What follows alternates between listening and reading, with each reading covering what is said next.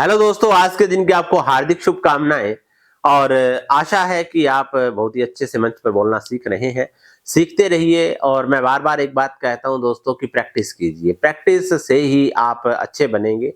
कई बार क्या होता है कि कुछ एक ट्रेनर्स ऐसा भी बताते हैं कि आपको ये ध्यान रखना चाहिए, आप अच्छे शब्दों को बोलिए। ये सारी चीज़ें बॉडी लैंग्वेज आपकी अच्छी होनी चाहिए। ये सारे की सारी जो चीज़ें हैं ना, ये अपने आप आ जाती हैं। आप प्रैक्टिस करें बोलने की, आप अच्छा स्पीच लिखिए, अच्छी शायरी लिखिए, अच्छे डायलॉग लिखिए, अच्छे थॉट्स लिखिए और उनको बोलना शुरू कीजिए अकेले में।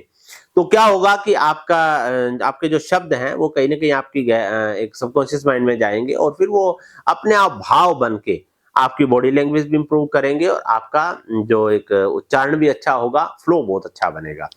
तो आप सीखते रहिए और आज मैं आपको बताना चाहता हूँ कि जो वक्ता होता है और उसके सामने एक चीज होती है श्रोता। वक्ता और श्रोता दो होते हैं। अब दोनों में अगर हम लोग किसी को श्रेष्ठता का दर्जा देना चाहें, दोनों में श्रेष्ठ कौन है या कहें कि श्रेष्ठ शब्द ना यूज करके प्राथमिक कौन है, तो उसमें नाम आता है श्रोता का।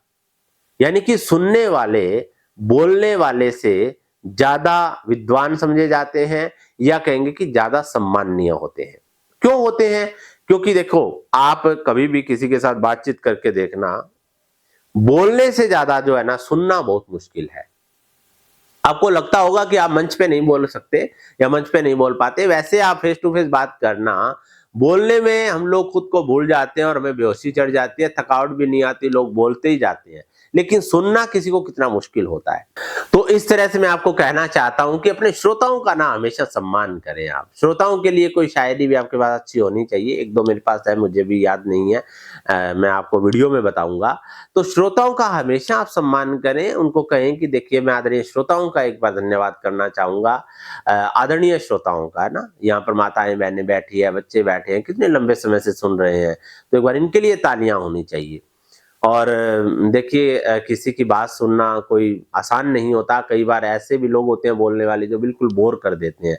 तो वहां पर अगर श्रोता ही नहीं होंगे तो कैसे वो कार्यक्रम होगा और किस तरह से भी लोग आगे, कोई अच्छा बोलने वाला है तो उसको भी नहीं सुनेंगे। तो इसलिए हम सुनने वालों का हमेशा सम्मान करें और इसके साथ-साथ जो है ना, एक चीज़ हम लोग ये ध्यान रखें कि सुनने वालों के प्रति हमारा दृष्टिकोण अच्छा होना चाहिए। एक मैं आपको ये बात बताना चाहता हूँ दोस्तों कि आप अपने श्रोताओं को कभी भी कम ना आंकें। मैंने अक्सर देखा है, कई बारी टीचर्स होते हैं तो अपने स्टूडेंट्स को बताते हैं कि बच्चों मंच पर बोलो आप, और आपको डर लगता है ना सामने वालों का, तो आप ये सोचें कि सामने वाले मूर्ख हैं, मैं ही समझदार हूं। मैं ये कहता हूँ कि आप उनको कम से कम दृष्टिकोण तो उनको पॉजिटिव दृष्टिकोण के साथ उनके साथ बात कीजिए कि जैसे ना, खिड़कियों की सलाखों से देखा तो नीचे कीचड़, तो ऊपर आसमान में देखा, नीचे किसी ने कीचड़ में कमल देखा तो किसी ने चमकते चांद में भी दाग देखा। तो हम लोग उनको ये भी बोल सकते हैं कि बच्चों, हमेशा सुनने वालों का सम्मान करें और ये सोचें कि देखो, मेरे जो सुनने वाले हैं इसमें बहुत से लोग ऐसे हैं जो मेरे से ज्यादा नॉलेज रखते हैं और मेरे से अच्छे बोलने वाले भी होंगे। तो मैं ऐसे लोगों से भी सीखता रहता हूँ हमेशा और मैं आपके सामने कुछ बातें रखना चाहता हूँ, आशा आप ध्यानपूर्वक सुनेंगे। इस तरह से आप बोलोगे तो आपको कॉन्फिडेंस आएगा और आपके अंदर जो विनम्रता है और आपने जो शब्द कहे, इसकी वजह से क्या होगा कि लोग आपका सम्मान करेंगे। गलती भी होगी तो चलेगी। इसलिए दोस्तों, मैं आपके लिए ये वीडियो लेकर आया था। हो सकता है कि बहुत से ऐसे आदरणीय वक्ता हैं जो अपने सुनने वालों का हमेशा सम्मान करते हैं, तो हम लोग हमेशा अपने श्रोताओं के प्रति आदर सम्मान का भाव रखेंगे और जब भी आपको बोलना हो तो सुनने वालों से मैं कहना चाहूंगा, आदरणीय श्रोताओं से मैं कहना चाहूंगा ना, माननीय श्रोताओं से मैं कहना चाहूंगा और आदर व सम्मान के योग्य हमारे आदरणीय श्रोताओं से मैं कहना चाहूंगा, इस तरह के शब्दों का प्रयोग कीजिए। बने रहिए, सीखते रहिए। और मैं एक बात कहना चाहूंगा कि हमारी वेबसाइट है hilarbaba.com, उस पर आप जरूर विजिट करें। आपको टाइप किया हुआ लिखा हुआ कंटेंट मिलेगा, संचालन की स्क्रिप्ट है, स्पीच है।